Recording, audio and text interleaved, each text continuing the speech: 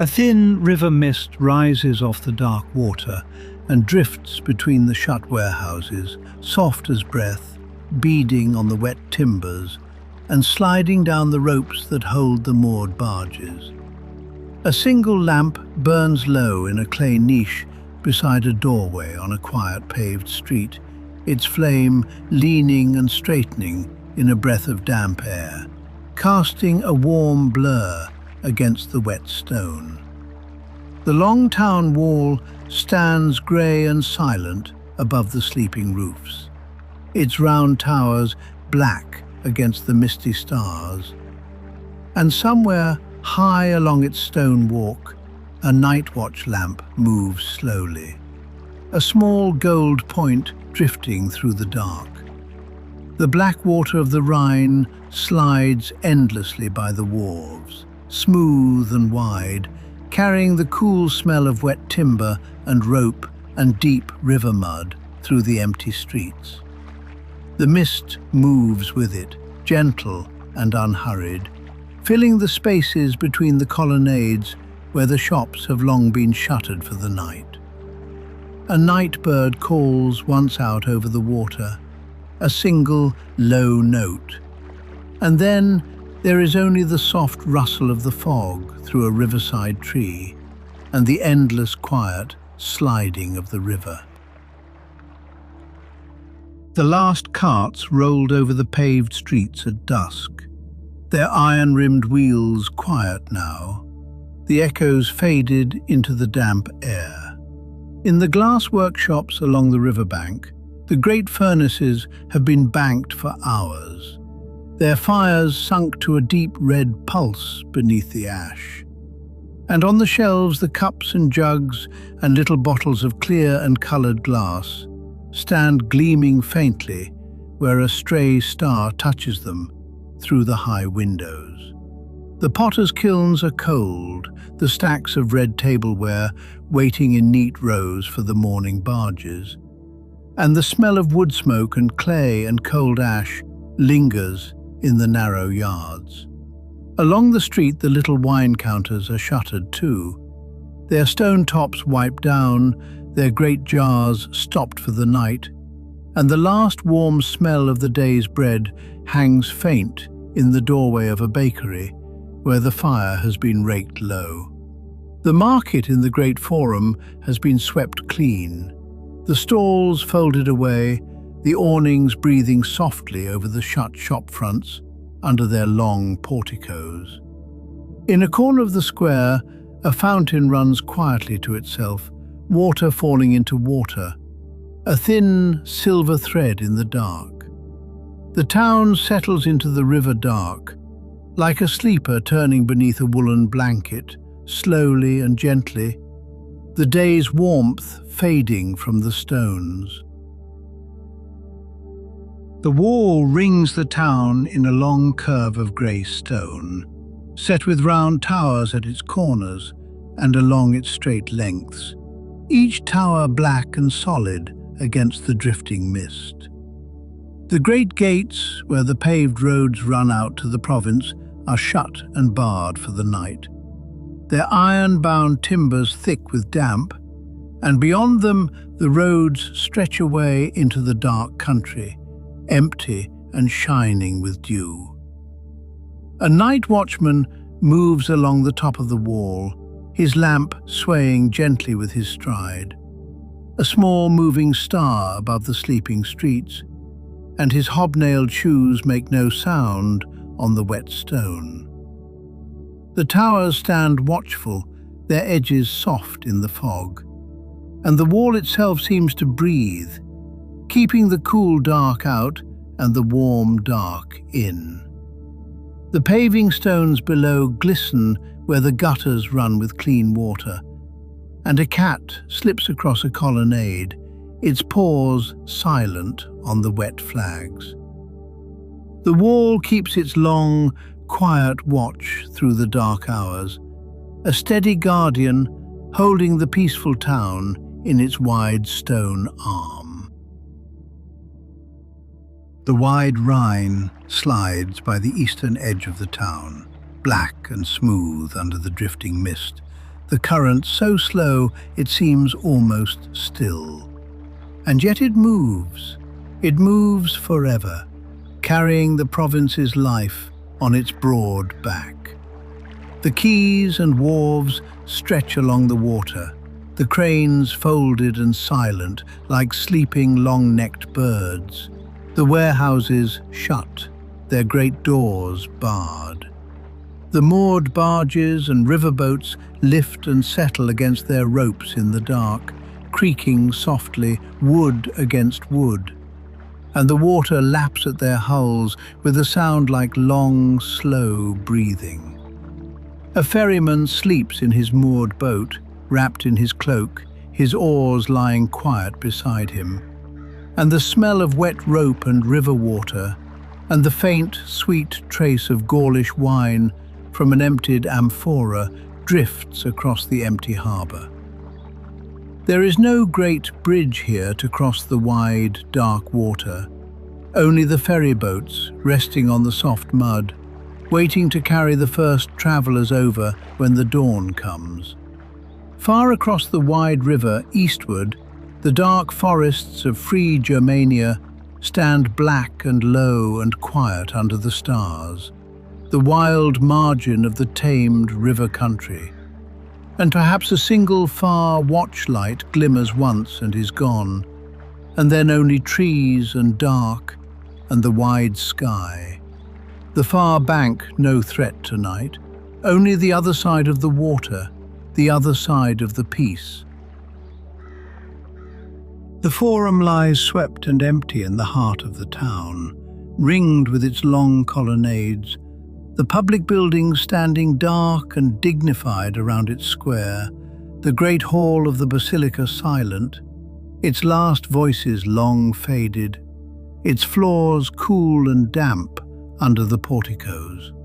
On its rise above the roofs, the temple of the Capitoline gods stands whole and columned, Jupiter and Juno and Minerva keeping their high house, their altar cold and clean in the night, a single lamp burning low before the great doors, the Roman heart of the town beating quiet and steady beside the older devotions of the people.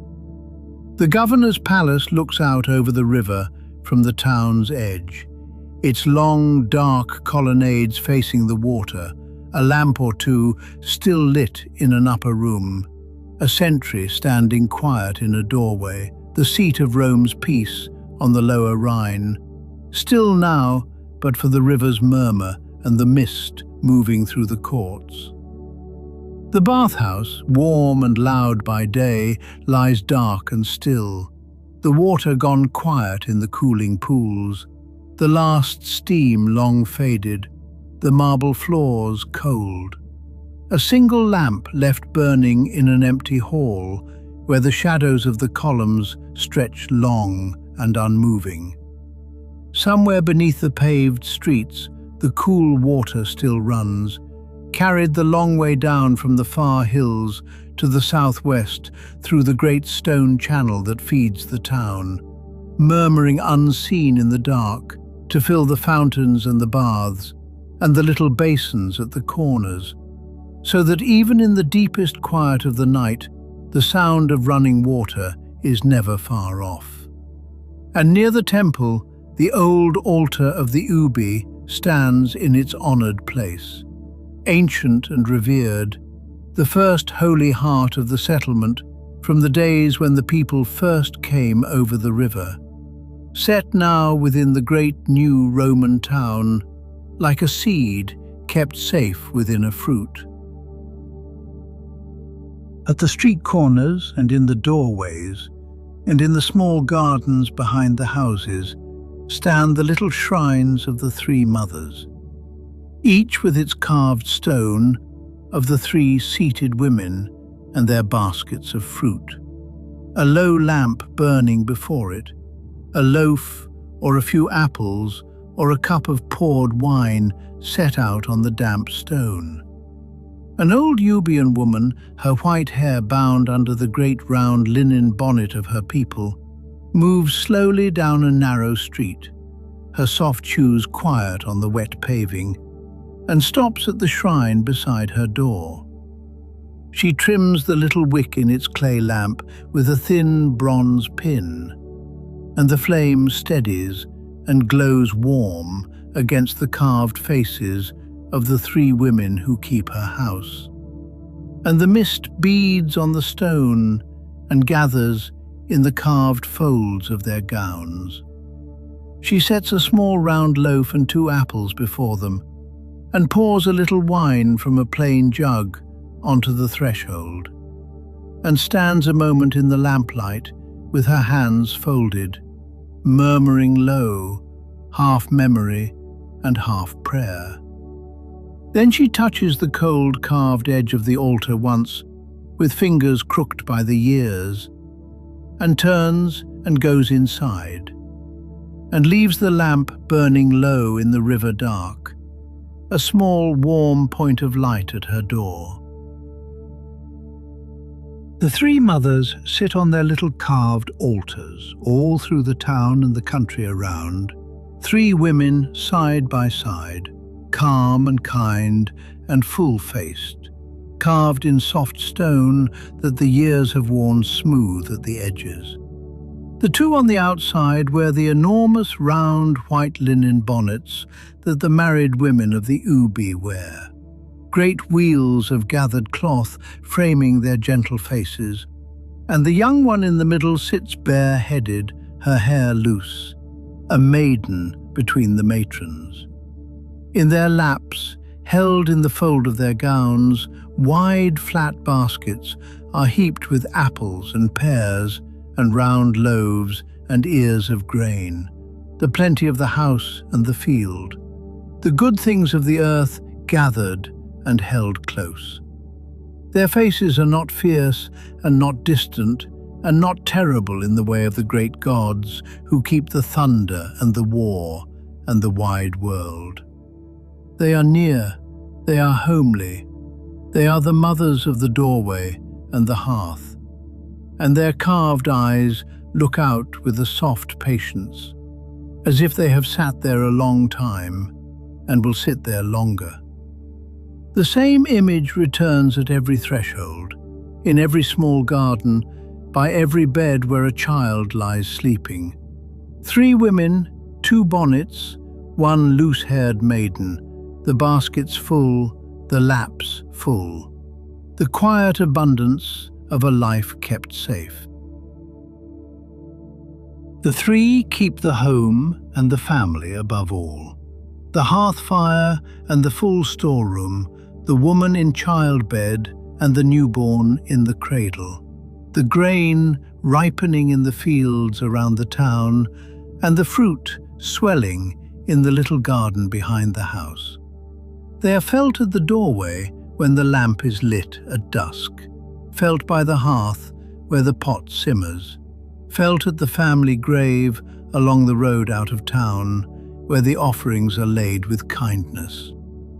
While Jupiter keeps the wide sky, and Mercury keeps the river road of the traders, and Minerva keeps the wise counsels of the forum, the 3 mothers keep the cradle and the bread bin, the child with the fever, and the harvest that must come in before the rains.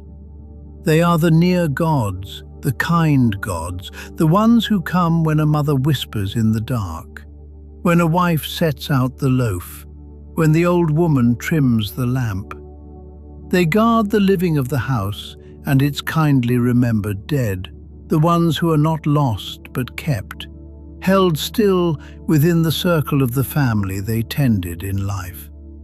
The small, warm round of it, the doorway and the hearth and the grave, is all held in the same 3 laps, all kept by the same quiet patience.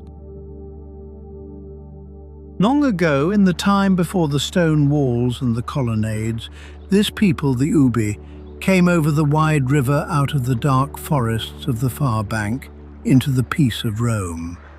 They crossed in boats and barges, their goods and their gods bundled with them, their children wrapped in wool against the damp wind. And Rome met them on the western shore and gave them this good land, the rich soil of the Rhineland, the meadows and the orchards and the rising ground where the town would one day stand. They built first in wood and thatch around their old altar, and then in stone and tile, generation by generation, until the colonnaded streets crossed in their neat grid, and the forum lay open, and the temple stood on its rise, and the glass furnaces burned bright by the river. And the mothers came over the river with them. The three did not stay behind in the dark woods, but crossed in the same boats, carried in the same arms, and sat down by the hearths in the new town, so that in the middle of a holy Roman city of baths and porticos, the old home gods of the people are still loved and fed and thanked. They are not a wall between the two worlds, but a doorway, and through that doorway the people passed into peace and were kept there, generation after generation, by the three quiet women who sit with their baskets of plenty. And the same river that carried the people into peace still slides by the wharves in the dark, carrying the wine and the glass and the corn, the road and the friend, the long way home. The little carved stones stand thick at the shrines all through the town and the country around. Each one a kept promise, each one a household's thanks laid quietly at the mother's feet. A mother sitting by a sickbed would whisper a vow to the three, promising a new carved stone if the fever would only break and leave her child breathing soft in the dawn. A father would set up a stone in deep thanks when his son, marched away for long years with the legions on the far frontier, came walking home again down the paved road, his life whole and his shield on his back. A river trader whose barges had come safe up the great northern water with their cargo of wine would carve his gratitude when the ropes were tied fast at last to the iron rings of the wharf. And when the good thing came, the vow was paid gladly and not grudgingly. A small altar of stone carved with the three seated women and a few words of thanks cut below, set up at the shrine with a fresh loaf and some apples and a little wine poured onto the earth. The shrines are thick with these small stones of gratitude, some newly cut and sharp-edged, others worn round and soft by years of rain and river mist. A whole quiet forest of kept promises, each one a life, each one a household's whispered word of thanks laid down in the lamplight. The old woman at her doorway shrine has her stone there too, the letters shallow now, the three faces still clear and calm above the basket of plenty. And she sets out her loaf and her apples still, every evening when the lamps are lit, because the mothers keep the whole round of a life, and she has never known a day without them. The three mothers keep that whole round and turn it softly, cradle and hearth and grain, and at last the quiet grave, birth and plenty and rest all held in the same three laps, the same three pairs of kind carved hands. The family's dead are not lost, but kept, remembered kindly at the graves along the roads out of town, the little markers with their offerings of wine and bread, the names spoken softly on the appointed days, the grandmothers and the infants and the old men who worked the glass, all held somehow within the mother's care.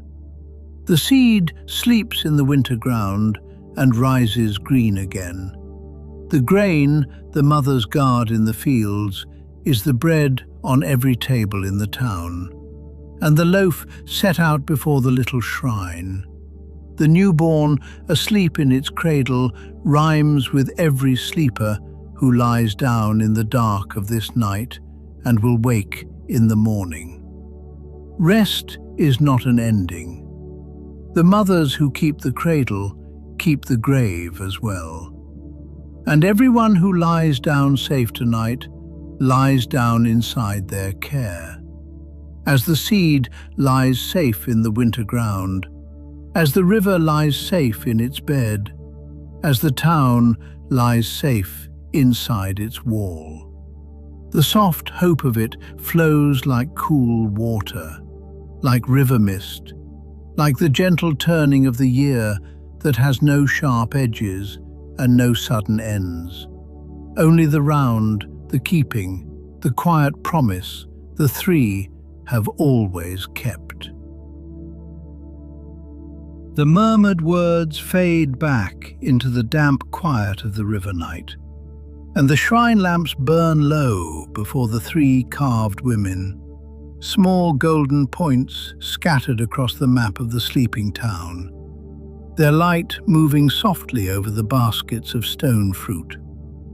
The loaf and the apples, set out in thanks, rest silently on the cold, wet stone, slowly gathering a fine silver dew as the mist drifts through the streets. Small square pillars, carved with the old household guardians, stand quiet beside the doorways, watching the paving where a last libation of wine has soaked darkly into the earth. The whole Roman town, from the columned temple on its rise to the low tiled roofs of the potters, lies safe under the keeping of the near gods and the far. Night herself lies soft and damp over the misted streets, the cool northern dark that is not dry and sharp, but gentle and wet, beading on every surface, softening every edge, turning the lamplight to gold and the starlight to silver through the fog. The mothers keep the doorway and the hearth and the sleepers within, and the town breathes quietly, kept and held and safe. Only a handful of souls remain awake in the deep of the night, moving softly through the stillness. A watchman's lamp drifts slow along the wet wall, a small point of warmth above the sleeping roofs. A Harbour-Guard sits by his brazier at the quiet quay, his cloak wrapped close, the coals glowing red and fading, red and fading. And he turns a worn coin over slowly in his fingers while the river slides past the pilings below. A baker banks his fire for the morning bread, the coals settled under the domed oven, the smell of warm ash and yeast lingering in the small hours. A temple servant trims a lamp before the dark altar of the capital, the flames steadying, the great columns rising into the mist above him.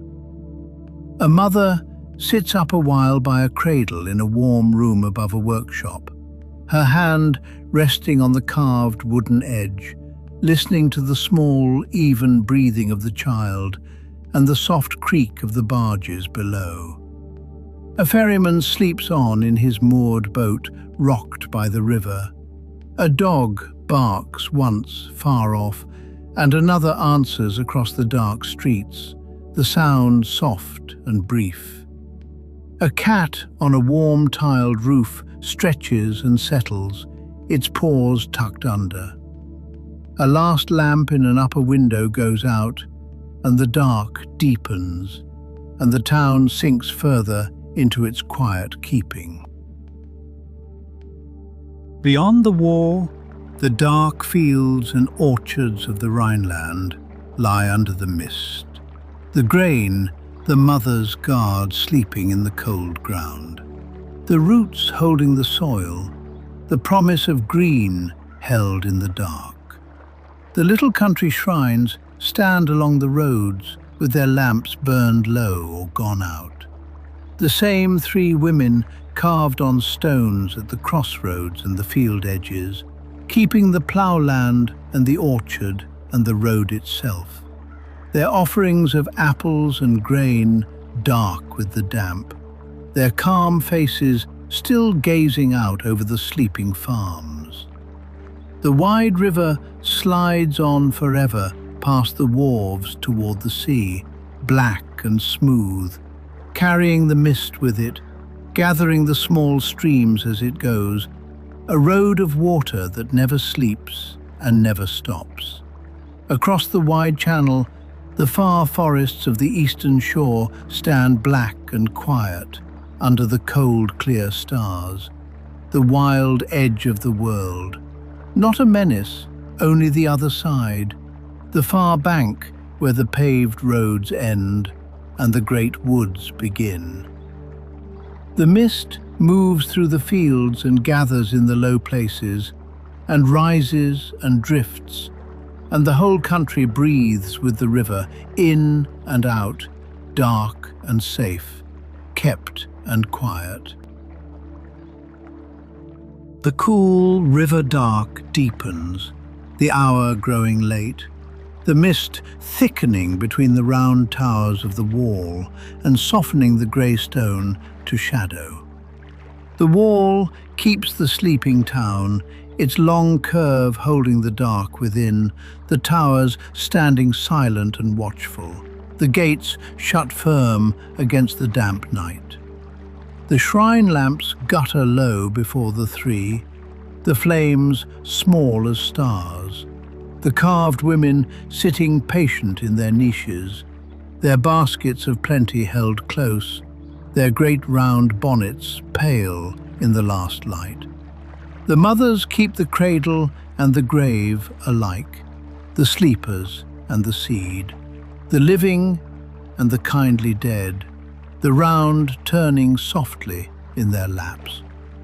The river goes quietly on, sliding past the moored barges, past the sleeping quays, past the wall and the town and the fields, on toward the distant sea, never hurrying, never ceasing, the water that carried a people into peace and keeps them there still.